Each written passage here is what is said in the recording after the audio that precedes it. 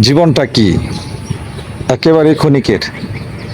এই যে বেলাল ভাই, সেই সাতক্ষীরা তার বাড়ি, অথচ বেলাল ভাইয়ের সাথে প্রায় আজকে 5 বছর ধরে আমার সম্পর্ক, 5 বছরের পরিচয়।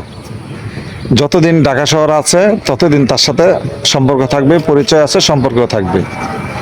যখন চলে যাবে হয়তোবা কিছুদিন বেলাল ভাই আমাকে ফোন দিয়ে কথাবার্তা বলবে, 1 দিন 2 দিন 3 দিন 6 মাস 1 বছর পরে আর কথা বলবে না। এইটাই তো বেলাল ভাই, কথাটা কি ঠিক? আসলে নিয়তি এমনই, বাস্তবতা আসলে এমনই হয়।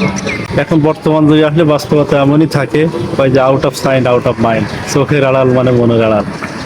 হ্যাঁ, এটা কিছুটা বাস্তবতা। কিন্তু আসলে সম্পর্ক এমনই, ভালো বন্ধুত্ব হইলে ঠিকই খোঁজখবর, বিপদ আপদে খোঁজখবর অবশ্যই হয়।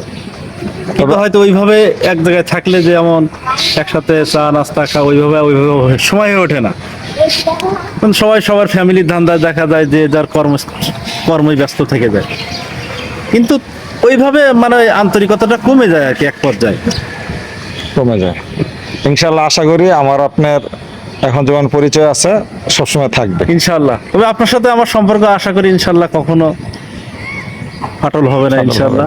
ইনশাল্লাহ আপনারা দোয়া করবেন সবাই যে আমাদের সম্পর্কটা থাকে, সবসময় থাকে।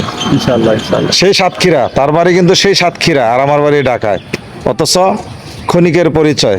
এটাই আমরা পৃথিবীতে যেমন আসছি ক্ষণিকের জন্য, সম্পর্কটা এরকম ক্ষণিকের। কখন ফাটল ধরে তা বলা যায় না। মানুষ আমরা ভালো না, আমরা চাই একে অপরের সাথে সম্পর্ক নষ্ট করানোর জন্য। ধন্যবাদ।